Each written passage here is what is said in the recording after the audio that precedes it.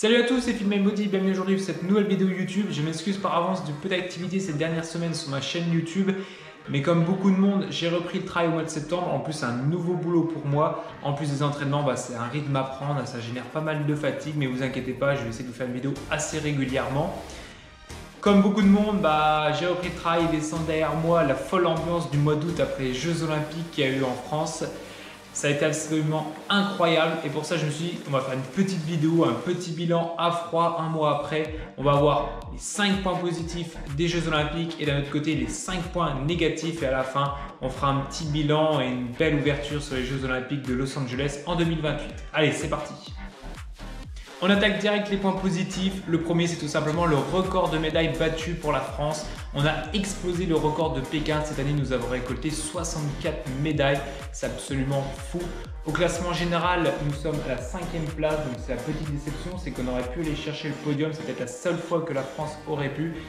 Mais on s'est fait devancer par l'Australie qui a performé dans les sports aquatiques et sur le cyclisme sur piste.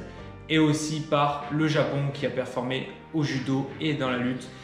Bon, petite déception, mais ça n'enlève rien qu'on a explosé le record et ça, c'est absolument dingue. Deuxième point positif, les infrastructures. On sait que c'est un des plus gros enjeux des Jeux Olympiques et la France a été au top là-dessus.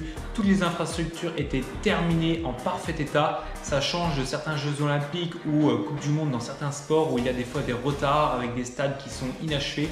Ce n'a pas été le cas pour la France. Alors pourquoi? Parce que tout simplement, il y avait déjà 95% des infrastructures qui étaient déjà de base installés.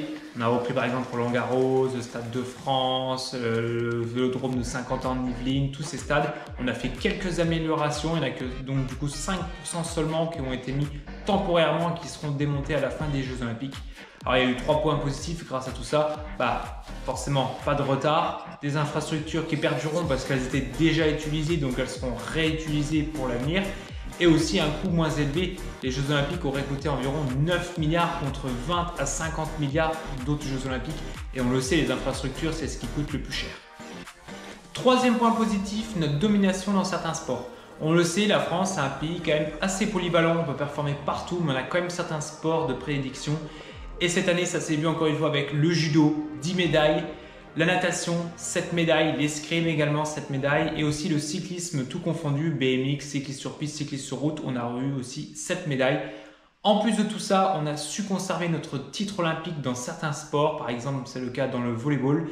Et ça, c'est une très bonne nouvelle, on arrive à montrer qu'on est toujours aussi performant et que ça peut encore continuer. Quatrième point positif des Jeux Olympiques, on va regrouper à la fois la cérémonie d'ouverture et l'ambiance des Jeux Olympiques. Ça a été une grande surprise parce que les Français, on est assez pessimistes de base. Et pourtant, on a tous été époustouflés devant notre télé en voyant la cérémonie d'ouverture. Elle a été magnifique aux abords de la scène. À noter d'ailleurs que c'est la première fois qu'une cérémonie a lieu en dehors d'un stade de tous les Jeux Olympiques confondus. Globalement, elle a été appréciée par toute la population mondiale. C'est une bonne nouvelle.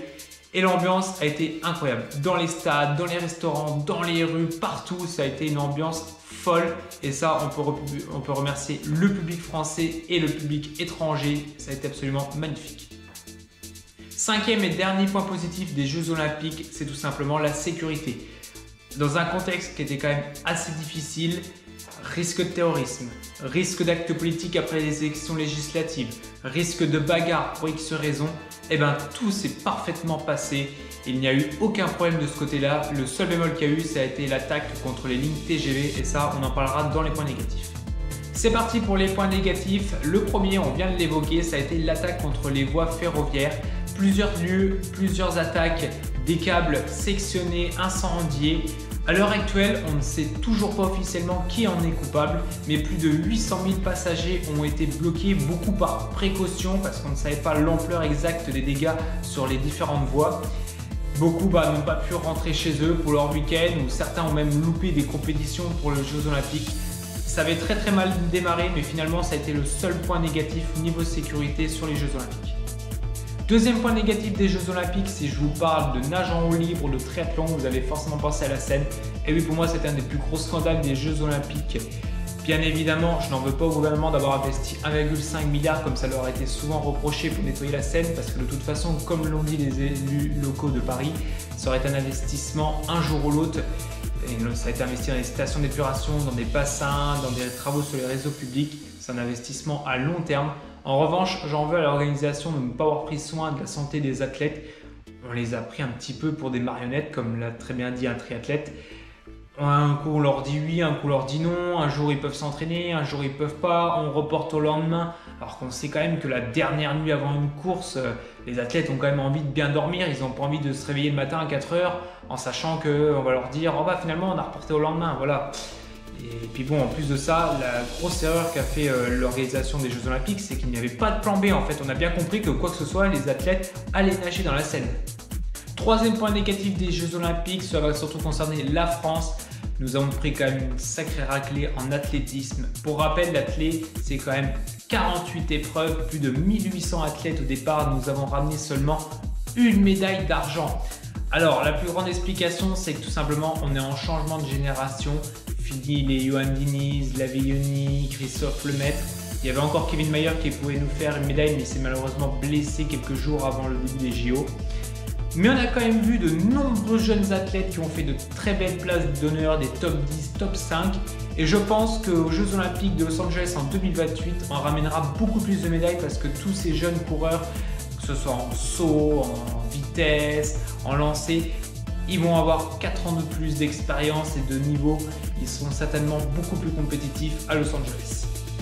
Quatrième point négatif de ces Jeux Olympiques, une faiblesse dans les sports collectifs. Alors bien évidemment, c'est à prendre entre guillemets. Bien sûr, parce que nous avons quand même rapporté 7 médailles dans les sports collectifs, c'est plutôt pas mal. Mais on a senti que dans certaines équipes, dans certains matchs, ça se jouait à pas grand chose. D'ailleurs, ça aurait pu être beaucoup plus pire au niveau des résultats. La raison, il y en a plusieurs, mais la grande, c'est forcément qu'il y a des équipes assez vieillissantes. Alors je ne dis pas bien évidemment qu'il faut exclure les anciens, on a besoin de l'expérience.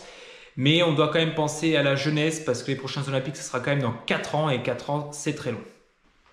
Cinquième point négatif, on va appeler ça tout simplement les petits problèmes. C'est ceux qu'on retrouve à chaque Jeux Olympiques dans n'importe quel pays et sur n'importe quel continent. C'est tout simplement les petits problèmes de nourriture. Voilà, il y a des pays qui ne sont pas forcément satisfaits de la nourriture locale. Les lits en carton des Jeux Olympiques, certains ont dit qu'ils étaient confort, d'autres non. Il y a d'ailleurs eu des gros débats parce que certaines équipes, notamment dans des sports plutôt assez financés, ont eu l'opportunité de dormir dans des hôtels de luxe au lieu de dormir dans le village olympique. Il y a eu aussi quelques vols de signalés, mais dans l'ensemble, tout s'est plutôt quand même bien passé et c'est des problèmes qu'on retrouve à chaque Jeux Olympiques. Après avoir vu les 5 plus gros points positifs et négatifs des Jeux Olympiques 2024, il est temps de tourner la page et se propulser vers Los Angeles dans 4 ans. Quelles perspectives peut-on mettre en place pour améliorer nos athlètes et pourquoi pas battre notre record de médailles, bien que ça sera difficile? Déjà tout simplement, commencer par faire un bilan de Paris 2024, de tous les points positifs et négatifs dans chacun des sports et pour chacun des athlètes. Ce sera déjà un bon point de départ. Améliorer les conditions d'entraînement de nos jeunes pour pouvoir avoir une génération dorée qui va vraiment se propulser et performer au plus haut niveau. On pourra également investir beaucoup dans le transport et les stages en Californie parce que ce seront des conditions climatiques différentes. Ça aura lieu au mois de juillet. Il peut faire chaud, mais en général, Los Angeles, il ne fait pas forcément des très grosses chaleurs, mais ça sera quand même un climat différent. Il suffit que cette année-là, il y ait une grosse canicule, et nos athlètes pourraient en souffrir, donc il n'y aura rien de mieux que d'aller s'entraîner directement là-haut. On pourra aussi envisager d'investissement dans des chambres de thermoroom pour pouvoir s'acclimater à la chaleur tout en restant en France. Il y en a déjà de disponibles à l'INSEP. On sait que c'est un coût quand même assez élevé, mais ça sera très important pour préparer au mieux nos athlètes. C'est la fin de la vidéo, merci de l'avoir visionné. N'hésitez pas à la liker, à la commenter, à me donner vos points positifs et négatifs des Jeux Olympiques 2024. Vous pouvez également vous abonner sur YouTube et Instagram, c'est là où je mets le plus gros de mon contenu. En attendant, je vous dis à la prochaine pour une nouvelle vidéo.